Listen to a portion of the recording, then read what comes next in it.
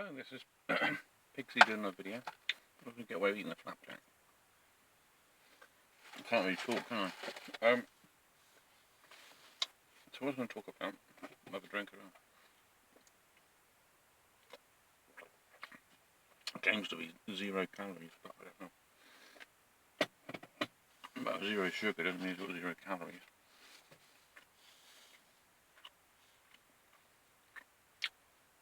Well, not unless it had fat in it, but I don't think you've got fat in a drink like that.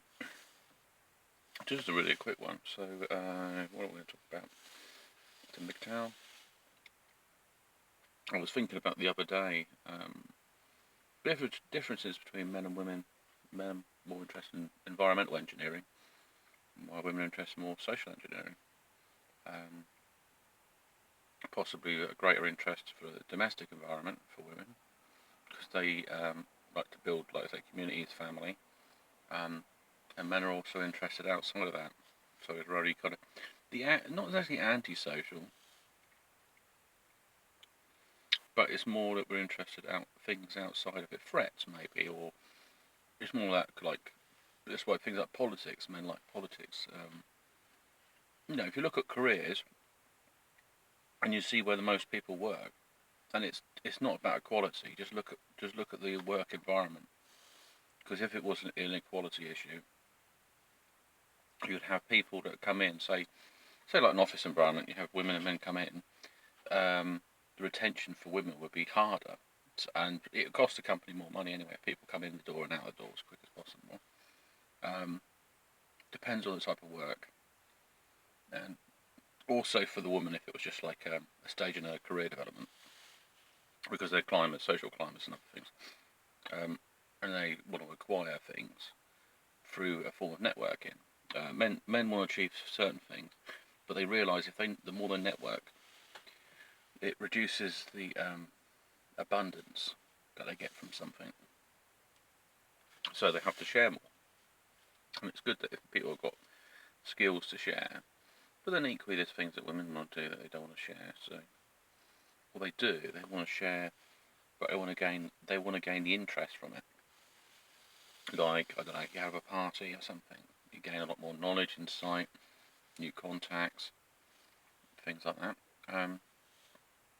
What would men like to do outside of that? I guess we like to hoard things as well, but none of us are 100% this and 100% that.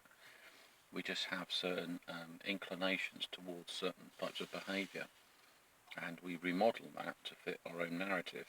However, we still have these things built in, these drivers. Like in stressful situations, I will act a predictable certain way. I can develop certain skills in place, but I have to put them in place.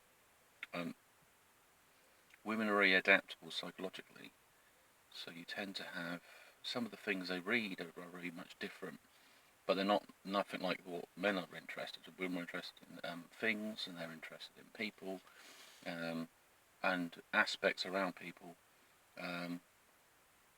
Maybe for men, aspects around themselves, survival, tools and skills, things they can utilise, but they're there to dominate the environment. Domestically, women will dominate the home environment or the small community. So your family is this like the sort of nuclear community, I guess. It's a small one. It's your tribe, so that's how it functions. And so there's a different outlooks. However, like I say, we model our behaviour, we adjust that. It's not like I can say all women are clean and tidy, because that's not true, or all men are messy. We might have a tendency to put things in certain places, or hang on to certain things as well. That's equally, there's a lot of women that hang on to old clothes and stuff. So really, you have to look at yourself and what's healthy. At the moment, I've got to sort out more wardrobe. I need to update it. I'm having an issue with shirts. Now, I did try this thing. It's a bit like karate. What you do is to be honest, you can do karate training with it. So you've got your shirt, so you've got your t-shirt, and you've got long waist. You've got not sideways. And so when you do them kind of movements, with the shirt, you stretch when it's slightly moist, not when it's completely bone dry. Because I've been putting things in dryers and it's just been shrinking. I may have put some weight on, but I'm still in the remit of what I would say healthy.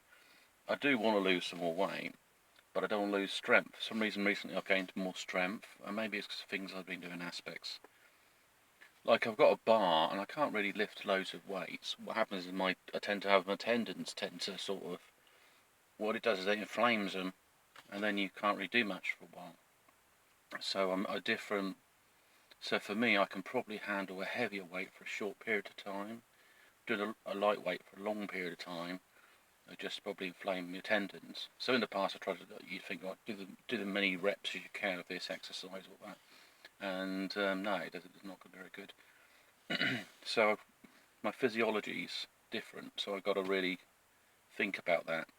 And some of my body I use all the time anyway, so it's not like it doesn't get used because I'm crouching, manipulating, moving people and stuff. And I'm also moving myself because if I go on the ground to do something and I'm back up again. I do that throughout the day. It's a regular thing. But what I need to utilise is new aspects to my body. So I got this bar, chin-up bar, and what I've been doing, I did it like a hang. I was hanging for like maybe about 12, 13 seconds. But for my body weight, that's quite it's quite a lot. You just hold yourself for a bit, and what happens is your muscle memory. So I mean, my arms are strong. It's not like they're lacking strength. Ideally, I would like to be able to hang on one arm, but to do that, I know it just wreck me. You end up twisting your rotor cuffs and all sorts of things. So it's a slow progression, but I can do something where you'd be like on the back of your heels. So you're on the back of your heels and you're holding that weight, and so basically you're balancing, but you're reducing the amount of weight you put on the ground.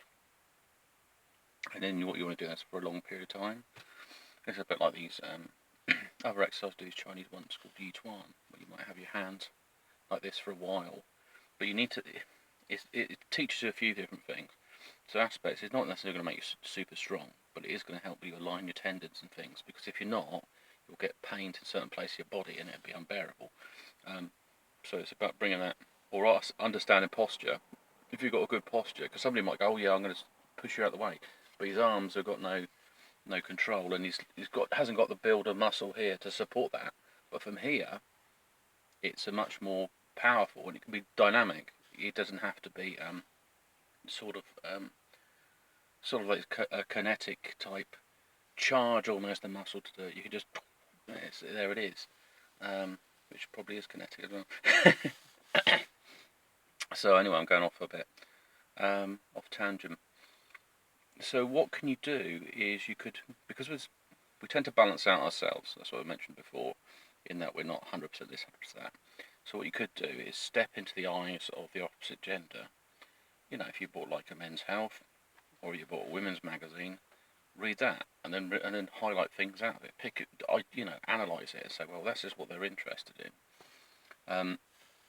However, you wouldn't want to have a kind of pseudo relationship with somebody where you're not actually interested in things, but you're talking about them because you want to gain some advantage over them. And there's also things about if you departmentalise things as well. There might be certain aspects you don't want to share with other people, so be aware of that. You could actually be involved with somebody who's a predator in some way, and they might sort of break down your relationship with your friends or something. They might say, well, you shouldn't really hang around with her, she does have a lot of negative opinions. So they start modelling your behaviour, and you want to please your partners, you end up doing that, and then you end up with no friends. So because what they do is first alienate one person, then it'll be the next. So, if that's the worst case scenario.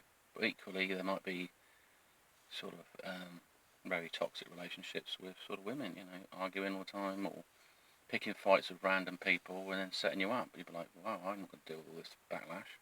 Or say, don't you love me? Or whatever that might be situation might be. I mean, I've experienced that kind of firestorm. I've visited the next door neighbour to sort of resolve something, and had a chat. She's not sure why my partner's gone off on one, or we've got sort of this sort of anxiety. There's other issues, social anxiety, So the very opposite of what she should be doing. So as a kind of, if we put a kind of gender bias on it, is that she's not really doing well in her own, against her own class of people, but other women, because she's become very antisocial, and rather than talking things out or having the skills to work around things, she's creating barriers by overreacting to things, oversensitive, which is a shame. But that was then, I guess. I can see that now. I mean, equally for a bloke, if he isn't proficient in doing certain things that he'd be expected to do, like he can't repair anything, or he hasn't got skills, technical skills, or any skills, practical skills, he has to have something. Otherwise, he's kind of demeaned. I mean, there are some people that just wander around, they basically assist their partner pushing their kids around, but they don't do anything. They're just lazy people. They're like herds of blokes. They're not just as, you just see them, you just think, what on earth? And they're usually always with their partner, doing stuff for them, but they're not individual. So that's always there's a cat coming over to see me. So yeah, I mean, that's just sort of aspects of gender roles. And we've got, like I say, we've got pre-decided and it's pre-built in at certain levels. We can remodel it, so that's what I covered. Research the other gender. Usually women often research men a lot more than men care to research about women. I mean, they've got prime directives, but they don't tend to get involved. And if it's too complicated, they pull away from it. So the thing is, you could draw a person in, a male on an interest, but you couldn't overload him with a full-blown conversation about all the things you've done, like multi-communicational skills. If the communication is too high a level, he'll start losing interest, because he'd just be processing everything. That's what's happening. That's why men are quiet listening. But he will be remembering stuff, so it's not like he's not there. Not unless you're telling him the same stuff he's heard before, then he's not really going to pick out anything interesting. And then as a result, if you don't be angry because he's not listening to you, be angry at yourself because you're probably not telling him something that's of great interest. You're just sort of offloading some stuff. I had this terrible time at the shops, and this woman pushed in and stuff. And you might remember the woman pushed in at the shops, but you're not going to get too caught up in all that. So yeah, just proving who you are. But on the MGTOW thing, it's kind of like you say, go in your own way. So you don't need that other person. And to be honest, everybody enters in a period in their life they're going to enter where they don't need another person in their life like that. It could be that they're widows. It could be that they're just going through a period of self-development. It could be because they're focused on their career. There's all sorts of aspects. I mean, some people are married and they seem to be strangers to each other, but they have a kind of, the relationship becomes like a work structure, so they live there and they do things for each other, but they seem to live very separate lives. And that sometimes can be sad, because the person might be looking for this kind of deep, meaningful love, but it's not there. But often people lie to themselves, like they've had 3 or 4 children, and they say they're looking for a soulmate. But I'm thinking, well, why didn't you do that before you had 3 or 4 children? So all you're doing is just basically going to pull the wool over the guy's eyes, getting married, and then use these resources to support you and your children. The other guy should have done that. That's the problem, because it comes through also because, like I said, a lot of MGTOWs are probably going to be beta. Some MGTOWs, I guess, are alphas in the beginning because they're not really looking for a relationship, but as a result, they could cause a certain amount of collateral damage. But they also, basically, start leaving children now, all these other aspects. I think with an alpha, sometimes if you've got a beta female, she doesn't want to upset him, even though they're separated, when they should really be putting their children first. And as a result, these guys end up becoming serial fathers. Just that I'm aware of this because there was a particular bloke, and he's pretty much done that, and it's he does come up in conversation, but he's got like about 4 different women with his children. He's got like 2 with one with the next, one with the next. It just seeds and goes. I mean, a less experienced beta male is going to be like, oh yeah, support you. I understand you must have had a hard time. They sort of try to be feminise themselves as much as possible. But then when they understand how the game works, they think, well, actually, no, I don't want that, because I've been, I've survived so far. I'm tell you what I'm going to do. I'm going to set my heights where the alpha was, and he won't settle unless he finds something very special, or he runs out of options. And so I'm going to say, well, I don't need them. I don't need to have a debt, financial debt, over social responsibility. I've got interests I want to pursue. I've got targets and goals. I'm going to focus on them, and that's it. That's really how it focuses on that. I mean, because I could be a lot more further along in my life if I had focused on other aspects. But I was more. I guess when you fall in love, your mind changes. Problem is with that, can you stop it? And not really. Not unless you, in the early days, pick up on it. You have to write a list of pros and cons on someone. It's like the days you love me not. You have to figure out why I don't want that. And then if you look at this person and you look at so if you're aware of the history and it's been it has a certain pattern, that pattern will repeat into your relationship. There's no way you're going to turn up and it's going to complete differently. It will at the start, because there will be an attraction there, and that creates behaviour patterns to fulfil that need of that attraction. But then after a while, that sort of dulls that sensation, and then the person starts installing their own characteristics into the relationship. So yeah, anything else? I mean, at some point I would like to settle down, but I don't need to settle down straight away. To be honest, when I originally got married, I mean, the thing I said to my partner at the time is just that I was thinking about getting married when I was 50. And she said, 50? And I said, yeah. I mean, for her, getting married younger seemed to make more sense, because she made mistakes and she wanted to correct them. And that's a mistake. You can't do that. You have to live by them. So, but the only thing is, well, I mean, lucky I dodged the bullet. I survived well, because the setup would be that to have to get married but not have children, but then support her children. And what happened? I said, well, now I think about having some couple of children myself. I said, children? I wasn't really going to have children. I said, well, yeah, that's what I want. I mean, it's natural that I'd like to have two of my own. And so she was like, yeah, okay. But she likes children, so it's not going to be a bad thing. But it was the only way she could win me over. And there are some women out there, there's guys that haven't had kids, and they get picked up into these relationships, and then they get treated a bit like doormats. And I don't think people want to be treated like that. It's not all like that. It's just this kind of perceived thing. And I guess the only way forward is to have these honest conversations.